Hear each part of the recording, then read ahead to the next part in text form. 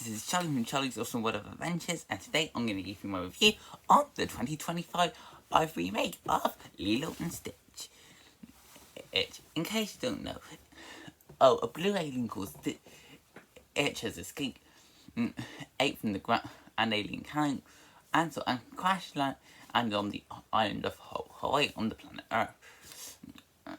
Earth. Meanwhile, a little girl named Lilo and her sister Nani are struggling after the passing of their pet. Aaron says they have a broken family. That is until Lilo meets it for the first time. And Stitch becomes the pet.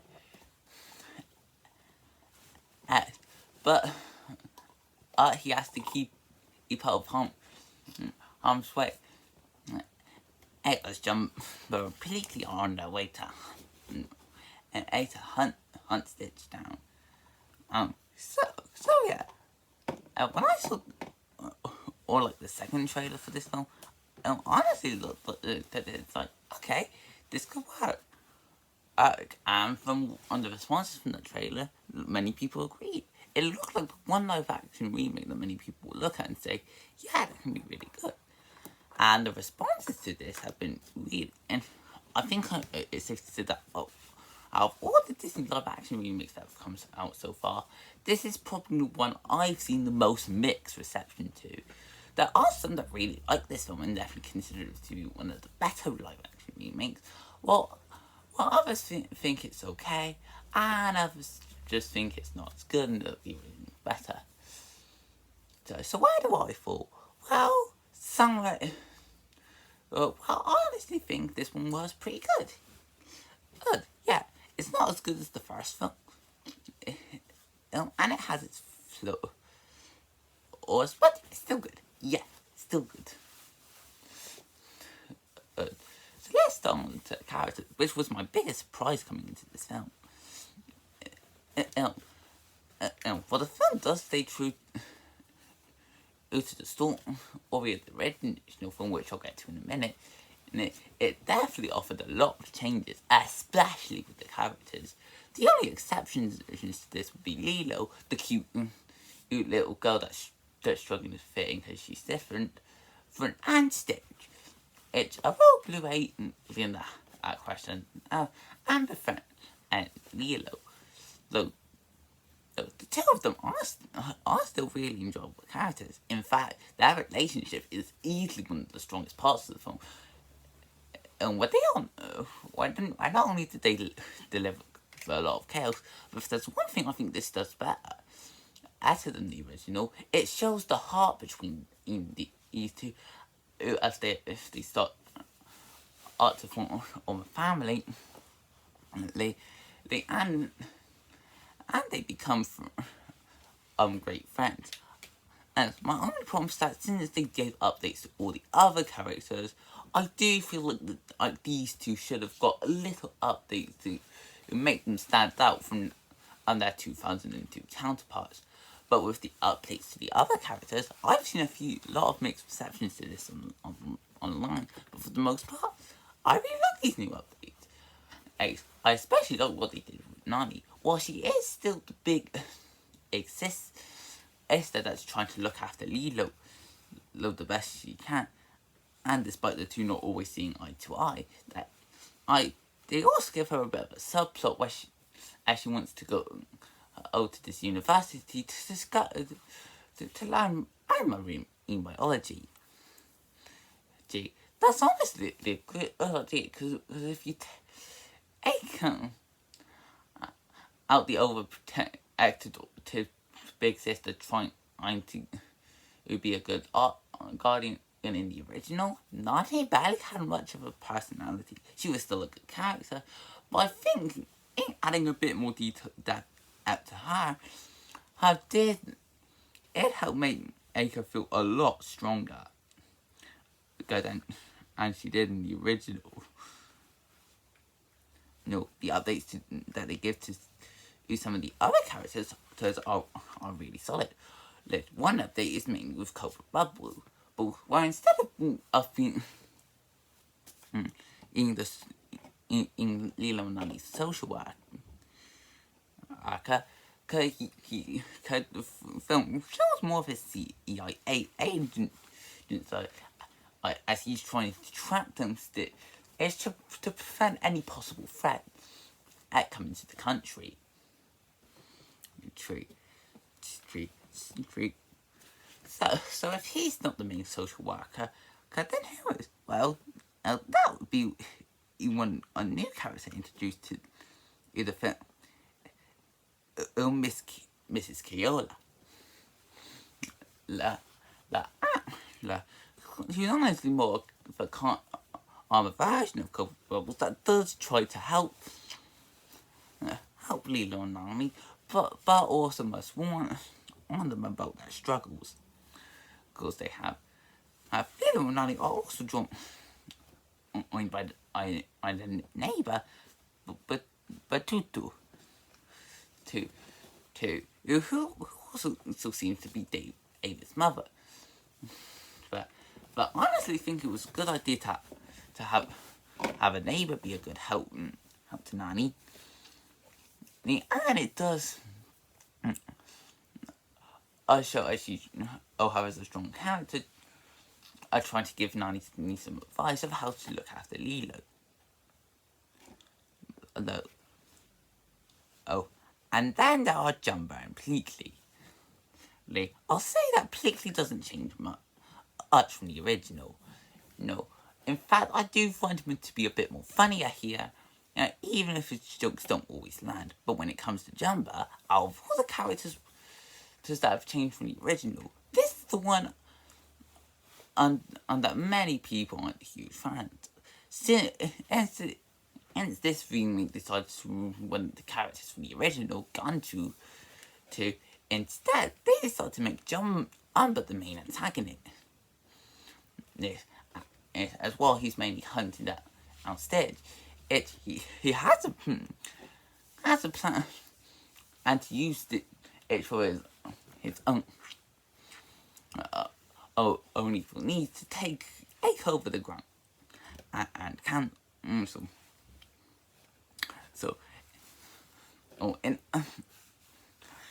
in other words, he went and for the first one where he was an idiot scientist, where he preferred to be called evil genius to actually becoming an evil genius in this one. And I could get some mixed receptions from this, but personally, I honestly like Jumbo as a villain here. It honestly gives him a lot more personality than just us the catcher trying to create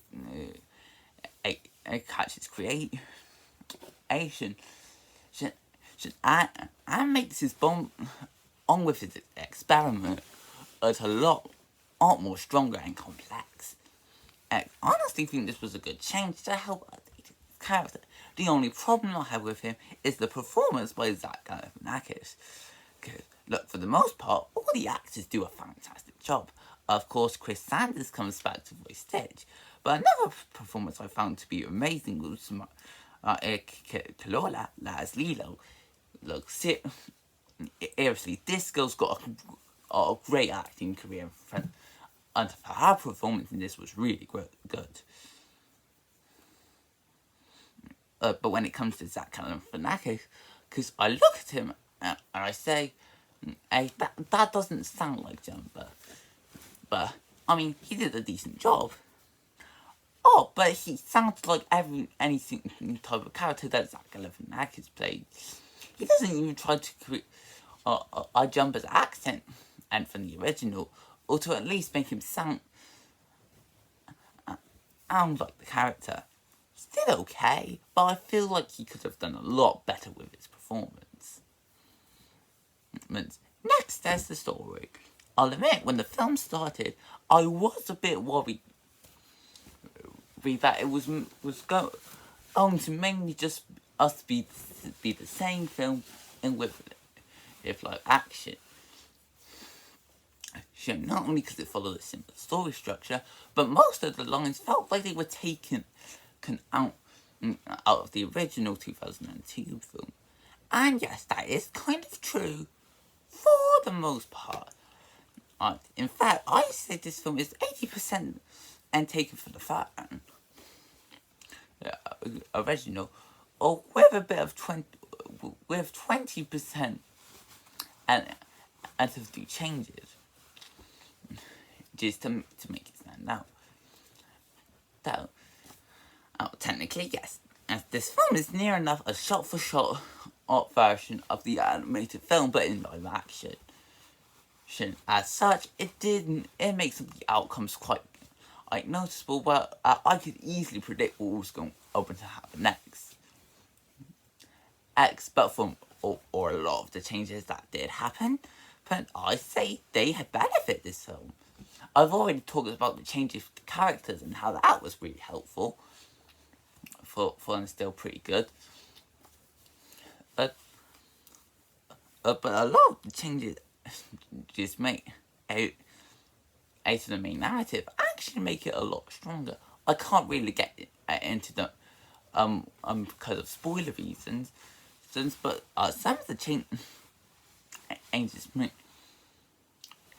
seem even like they're trying to help the film more than set it back.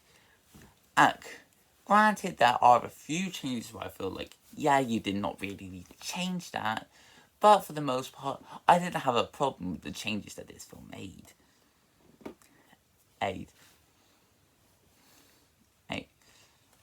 Also, so one thing in that this film took from the original is the heart. I honestly thought the heart was easily one of the strongest parts of the original. In the 2025 live action, however, not only is it still the strongest part, but I was surprised to find out that there were so many moments that made me close to shedding tears. This film is near enough an emotional roller coaster ride, not Hawaiian, emotional, because as when the film used to be heartwarming, it can offer for such touching scenes. And I was surprised to find myself being really invested with the heart of the film. The one thing that helped keep me invested was to make sure that all these characters were okay and the situations were played out for them to all have their happy ending. It was so heartwarming that that it nearly brought tears to my eyes. Not close to that, but it was pretty heartwarming. Also, the humour is a huge benefit here. I already thought the first one was pretty funny, offering some good gags, but those gags are amplified in the sequel. In this film. Yes, most of them comes from Stitch's chaotic nature. But honestly, I find this film to be quite hilarious at the time. And it never feels like the humor is trying to get in the way of the heart. It knows when to take a step back, actually let the heart be the main focus of the scene.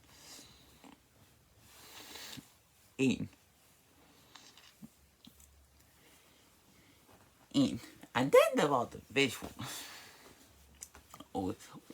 One thing in the most of these remakes have a problem with, if according to fans, is the CGI, where they try to make the characters to look too realistic with the scene, e.g.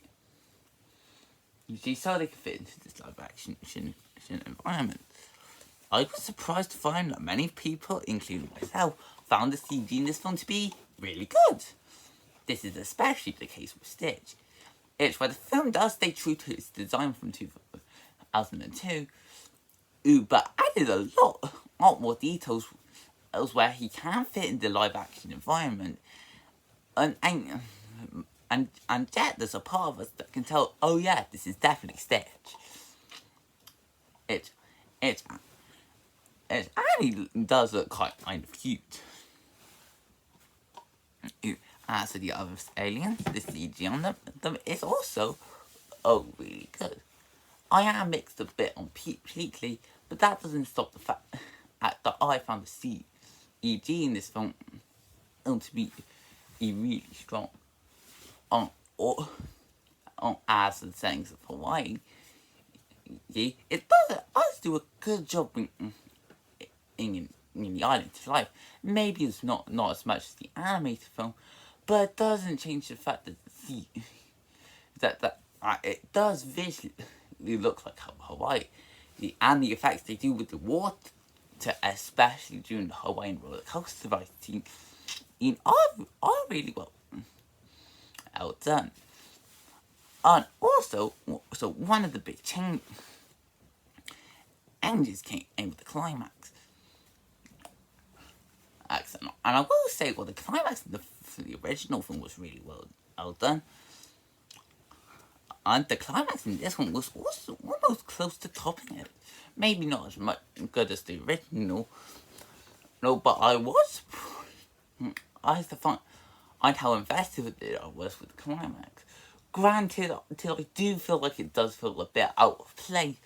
And it's mainly because as the film was very calm and relaxing before, and then these big action scenes came in the third act.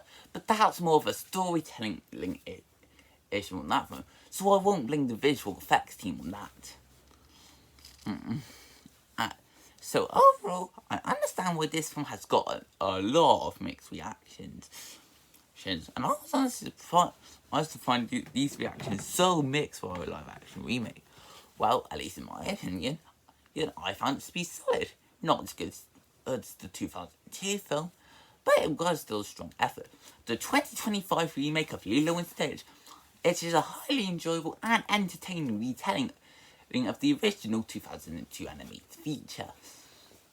It may stay a bit too close to the original at times, but when it offers some changes, they honestly be a huge benefit, especially with the characters. So on top of having some nice visual effects, fun and humour, pretty good acting for the most part, and offering a lot of heart to make this is at least one of the better Disney live action remakes. For my recommendation, due to this film having a lot more mixed reactions than I expected, my best recommendation to at least fans of the original is to watch this film at least once to say you've seen it, and then form your opinion from there. To say if you've enjoyed it or not. But for anyone else, I'd say you'll most likely have a really good time with this film. Is this the best live action remake I've seen? Definitely not. But it doesn't change the fact that I had a lot of fun on this Hawaiian roller coaster ride. And that's why I'm giving this film an 8.5 out of 10. So if you guys enjoyed this video, feel free to comment, like, and subscribe, and I will see you next time. Bye!